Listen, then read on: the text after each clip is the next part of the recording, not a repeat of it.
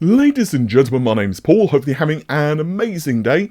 Well, perhaps your day is going to be a little bit better after you hear this news, because now we have a pretty definitive release window, an announcement date of Nvidia's RTX 50 graphics cards.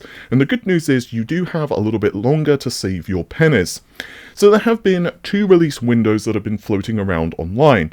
The first is Q4 this year, and the second, of course, is going to be Q1 next year. But it now seems, courtesy of information from BenchLife, they actually released some information regarding the release dates plus some other stuff we'll get to in just a second, that CES 2025 is going to be the announcement for not only the desktop parts, but also potentially laptops as well. There is, however, a caveat here. So Nvidia typically, of course, releases the high-end products first. We've seen this, of course, with RTX 20, RTX 30, and so on. And so their strategy here is not changing at all. Basically, the 5090 as well as the 5080 will be announced first. And then eventually we'll see the mid-range as well as the lower-end cards start to filter onto the market. And you can kind of see this represented also in sales figures. So for example, in some regions, the 5090 in particular is experiencing shortages, albeit, at least in the UK, as of when I checked a couple of days ago, certain retailers like Overclockers UK and a few others still had reasonably decent 5090 supplies, but their prices were kind of all over the place. In other regions, it doesn't seem to be the case, and 5090s are 4090s are quite expensive, or they're just not very plentiful in stock. Meanwhile, cards like the 4070 are basically the reverse, and in fact, Overclockers UK, this is not, by the way, a plug for OC UK, I'm not affiliated with them, this is just me saying what I've checked. The 4060, I think it was the 4060 and the 4060 Ti, there were some really pretty aggressive sales for those cards, but even so, stock was pretty abundant. And this is just typical behavior as we move into the next generation. So again, this information is courtesy of benchlife.info. You could see a translated version courtesy of ChatGPT. I find that they typically do a better job than Google Translate, but of course your mileage will vary. Now, additionally, I'm reading this off of the screen here, so I don't screw this up. The RTX 5090 uses PG144 and the 5080 uses PG144/147. Sources indicate that the 5090 will use a 14-layer PCB and will support PCIe 5.0 as well as UBR20 for DisplayPort 2.1a. On both the 400 watts for the 5080 and 600 watts for the 5090 will use a single 12V-12/X6 connector. So if you missed previous reports, there were reports that basically there was a possibility that 5090 would have two of those connectors, and that doesn't seem to be the case, despite certain PSUs actually supporting two of the connectors.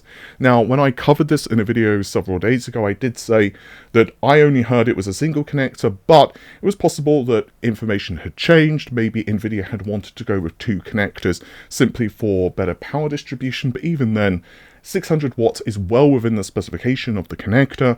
It's also possible, I said, that it's for something entirely differently, or things were just getting misinterpreted, because I've been hearing that there's a Titan variant which is going to be focusing on AI. So maybe Nvidia are going to be looking at consumer, AI marketing, if you will. And therefore, power supply manufacturers want to cash in on that, because there are a lot of people that are, training AI models at home. And I know it's not exactly as prolific as, let's say, someone who wants to just play games with ray tracing at 4K, but still, the market is there. And obviously, in this time, people are just going to want to cash in. I don't think it's going to be multi-GPU solutions for gaming anytime soon again, which is a bit of a shame, but here we are. Now, a couple of days ago, we did cover the specifications of the GPUs, and basically Coppertite 7 Kimi has leaked that we're looking at 170 SM for the 5090 with a 512-bit bus. The 5090 has certainly had multiple different iterations at this point of its specifications, So whether this is going to be the final specs which makes it to retail, again, previously there were reports that we were looking at like 448-bit bus, despite the fact that GB202 does support 512. It seemed that Nvidia were planning to cut down on it. There were reports on this on Chip Hell from, I think the person's name is Penzalide, but I might be wrong there, that's from memory. But now it seems again that Nvidia have changed its mind. And this is just something that happens a lot with Nvidia. Like, things can change very, very, very quickly with the company. So it's not necessarily sometimes the information is incorrect. It's just, it was only correct for a short period of time, or it was one of several specifications that was floating around. And again, this is not uncommon in tech. You know, a lot of companies have multiple iterations of plans, but in this particular case, it's going to be very interesting to see exactly what these things cost. I did actually have one source that reached out to me, and their information was that Nvidia were charging over $2,000 for the 5090, and the 5080 was $1,299, with the 5070 being just under $800. Honestly, I don't put stock in these prices at this point. I think it's way too early. Again, there have been stories, I think it was of the 2080 Ti, essentially had its pricing just made up almost last minute. So I think is a very good possibility, even if these prices are penciled in, there's a very good possibility Nvidia could change its mind. With that said, there is no competition from AMD.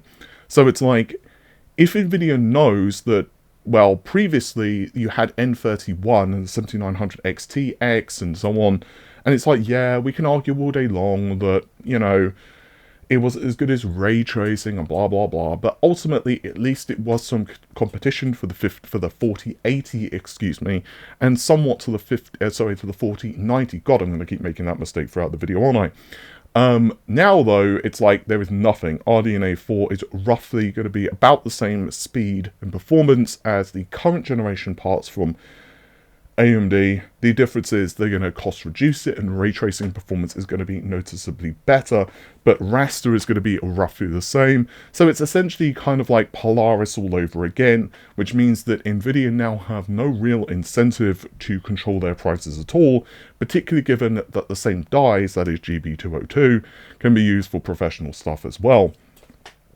I'll be interested to see what the prices are. Oh, and one last thing before I close out the video. Nintendo Switch 2 is allegedly going to be on market by either March or April next year. I'm just mentioning this real quick just for the sake of it, because I know some people are really interested in the Switch 2. I'm not so curious about the hardware. Ultimately, we all know that it's not going to be like a PS5 Pro. It's not going to be, you know, incredible hardware performance. But that said, it will also allow Nintendo to release games that I think are at least going to be more passable in terms of resolution. DLSS is allegedly going to be supported. That's something I've leaked, of course. So it's going to be interesting to see at least what Nintendo's strategy is for this thing. There's rumored to be full backwards compatibility as well, and obviously potentially there's going to be enhancements for the Switch versions, so, you know, that could be pretty cool.